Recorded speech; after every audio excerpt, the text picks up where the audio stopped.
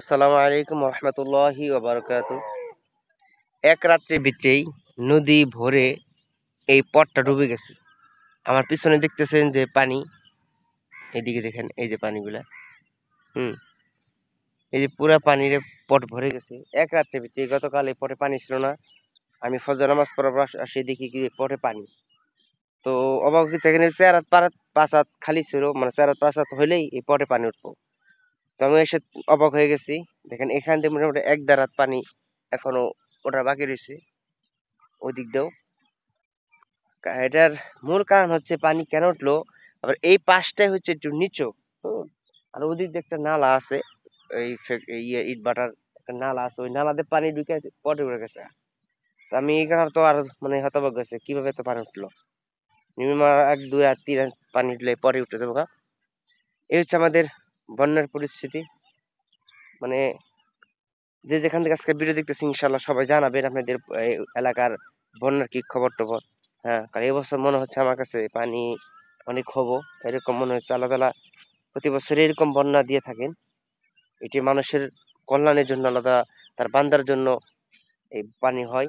হ্যাঁ, আবার পানির যখন প্রয়োজন পড়ে, যখন আমার বান্দার পানি প্রয়োজন নাই, তখন আল্লাহ তাআলা এই পানিটিকে আস্তে আস্তে ধীরে ধীরে তার যে ভান্ডার আছে সেখানে আল্লাহ তাআলা রিটার্ন ব্যাক নিয়ে যায়।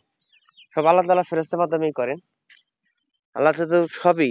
আর এই যে টাকাগুলো দেখতে পারতেছেন, এগুলো টাকা অনেকে হয়তো আমাকে কমেন্টে জানাবেন বা কমেন্ট করবেন যে এই ভাই হুজুর এই টাকা করে কোথেকে এত টাকাগুলো আসতেছে। আর এই টাকাগুলো হচ্ছে যখন বন্যা হয় নতুন অবস্থায়। হ্যাঁ, এই গত বছর যে টাকা এগুলা বন্যার কারণে খালে বিলে ঢুকছিল। হুম, খালে বিলে নদীতে যেটা ডুবাই থাকে যেগুলা বলে। তো ওই এখন ওই টাকা ওইগুলা এখন তারা তো সারা বছর রাখছে, এখন এখন পরিষ্কার করতেছে হয়তো। এই খাল বিলের টাকাগুলো তারা বের করে দিতেছে এগুলা। এখানে জমা ছিল সব বের করে দিয়েছে, কারণ নদী চলে যেতে থেকে। হুম, আবার নতুন যখন আবার আরো পানি বার পুরো বর্ষা হয়ে যায়, পুরাপুরি যখন বর্ষা হবো, তখন আবার ওই 1 2 জন টাকা গুলা ওটা আবার নদীতে ঢুকবো, ওরা আবার খাল বিলে ঢুকবো, ওরা আবার তারা রেখে দিব মানে বন্যার শেষের দিক দিয়ে। হ্যাঁ, বন্যার শেষের দিকে। কারণ এই টাকা গুলো হচ্ছে যাদের গরু আছে, গরু ফার্ম আছে, গরু খায়। হ্যাঁ, বাতে গরু পালেন বা গরু ফার্ম আছে। হ্যাঁ, তারা ওই নতুন টাকা রেখে দেয়, সারা বছর ওই টাকাগুলো হয়। হ্যাঁ, বিলে ওই টাকাগুলো সারা বছর খাওয়ায়। আবার যখন নতুন বন্যা আসে, পানি আসে, তখন এই টাকাগুলো তারা কি করে, পর সব করে মনে করেন বের করে দিয়ে নতুন টাকা আবার তারা সংগ্রহ করেন। তো এইভাবেই গেলে মানুষের জীবনযাত্রা। আর আল্লাহ তাআলা মানুষের, শুধু মানুষের রিজিক না, হ্যাঁ, আল্লাহ তাআলার একটা হাদিস আছে এরকম, একটি পাথরের ভিতরে একটা কীট, আল্লাহ তাআলা তার রিজিকটা ওখানে পৌঁছে দেয় কিভাবে। এটা অনেক বড় একটা কাহিনী আছে, আপনারা হয়তো খুঁজে পাবেন। মানে একটা পাথরের ভিতরে একটা কীটের আল্লাহ তাআলা রিজিক ওখানে কিভাবে পৌঁছে দেন। তো এটা তো সামান্য, এটা তো আল্লাহ তাআলার কাছে কিছুই না, এটা তো পুরো প্রকাশ্য একবার সবকিছুই ফিজিক্যাল হচ্ছে। আল্লাহ তাআলা এই যে যেমন আমাদের জন্য মাছ, আল্লাহ তাআলা নদীতে মাছ ব্যবস্থা করে দিয়েছেন, হ্যাঁ, খাল বিলে। আবার দেখেন এই টাকাগুলো পশু পাখির জন্য, যারা গরু ছাগল পালেন তাদের জন্য রিজিক ব্যবস্থা করে দিয়েছেন। এই হচ্ছে মহান আল্লাহ তাআলার যে আল্লাহ যে বড় কত মহান। দেখেন এই যে একটা পাশে আমার পিছনে সূর্য মামা দেখতেছেন করে, আহ সূর্য মামা আমি তো খুঁজে পাচ্ছি না কোন দিকে। আহ একটু ক্যামেরা তো বোঝা যাচ্ছে না। আচ্ছা, আমি হাতে এইদিকে যাবো, এখানে দেখা যেতে পারে।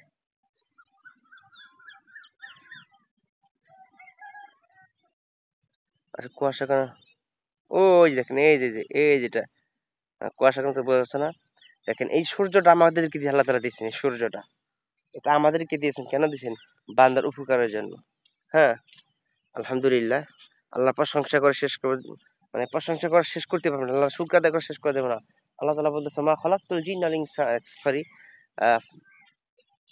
লাইন শাকারতুম লাযিদান্নাকুম ওয়া লাইন কাফারতুম ইন্না আযাবি লাশাদীদ। আল্লাহ তাআলা এই আয়াতে বলতেছেন, কোন বান্দা যদি আমার নিয়ামত পায়া, হ্যাঁ, শুকর আদায় করবে না, আল্লাহ তাআলা তার জন্য তার নিয়ামত উঠাই নিবেন এবং তার নিয়ামতকে আল্লাহ ছিনাই নিবেন। আবার যে বান্দা শুকরিয়া, আল্লাহ তাআলা নিয়ামত কম পাইছে, তারপরেও আল্লাহ তাআলার কাছে শুকর আদায় করে, আর আল্লাহ তাআলা ওই ব্যক্তির কি করে, এই নিয়ামত আল্লাহ তাআলা বাড়ায় দেন। আলহামদুলিল্লাহ, সুবহানাল্লাহ। তো আল্লাহ তাআলা বেশি থেকে যে আমরা যে অবস্থায় থাকলাম, আমরা অসুস্থ আছি, ভালো আছি, সুখী আছি, যে অবস্থা যে হালত আমরা আমাদের জীবন কাটুক না কেন, যেভাবেই থাকি, আল্লাহ তাআলার কাছে বেশি থেকে বেশি শুকর আদায় করবেন।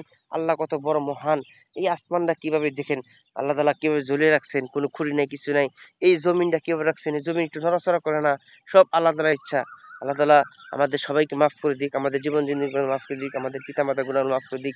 তামাম জাহানের নর এবং নারীর মুসলমান মুমিন মুমিনাতের কবর আল্লাহ তাআলা মাফ করে দিক। বাবা আদম আলাইহিস সালাম থেকে আমাদের নবী পর্যন্ত, আমাদের শেষ নবীর উম্মত পর্যন্ত যারা দুনিয়াতে আসবে এবং মারা গেছে সবাইকে আল্লাহ মাফ করে দিক। আল্লাহ তাআলা সবার ঈদুল আজহার কুরবানি আমরা যে করেছি, আমরা আল্লাহ তাআলা সবার কুরবানিকে আল্লাহ কবুল করুক। আল্লাহ তাআলা সবাইকে বোঝার তৌফিক দান করুক। আর সবাই পাঁচ ওয়াক্ত নামাজ পড়বেন, আল্লাহর ইবাদত করবেন, বাকি সবাই আল্লাহ তাআলার শুকরিয়া আদায় করবেন।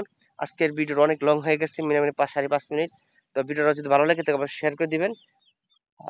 সবাই সুস্থ ভালো থাকুন। আসসালামু আলাইকুম ওয়া রাহমাতুল্লাহি ওয়া বারাকাতুহু।